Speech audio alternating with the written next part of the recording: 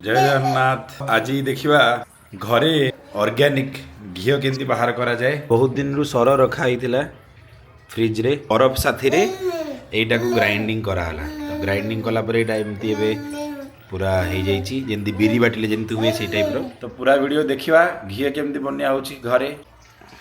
जो सरटा ग्राइंड करा हितला सेटा को करेई को निया गला एबे। तो एटा एबे गैस रे बसिला।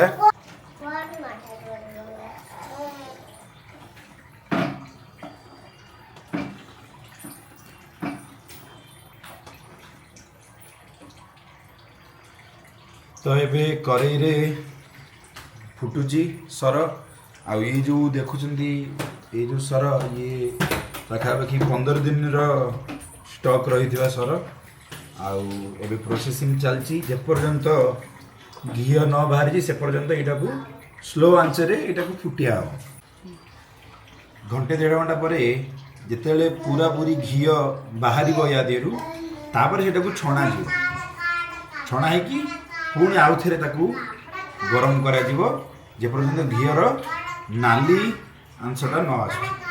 तो देखु था पूरा वीडियो घी बनवार प्रोसेसिंग।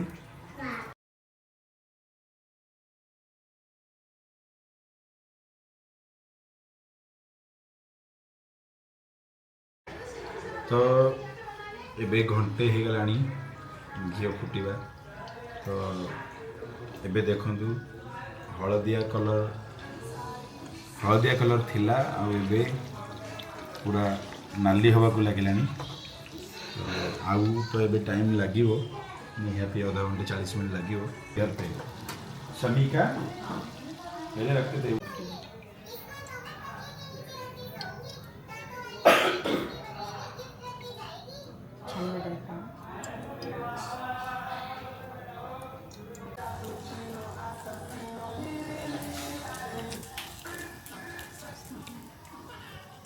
डेढ़ घंटार मेहनत पर फाइनाली घी ए रेडी हो सारी। आउ गोटे थर छणा हो सारी घी को एबे टिके ठंडा करा होची आउ थे छणा जीव या स्टॉक कर रखा जाए। तो समाप्त होची। तो आपण माने देखिले केमती प्रोसेसिंग। तो आपण माने भी आपण घरे घी करंतु। जय जगन्नाथ। शुभरात्रि।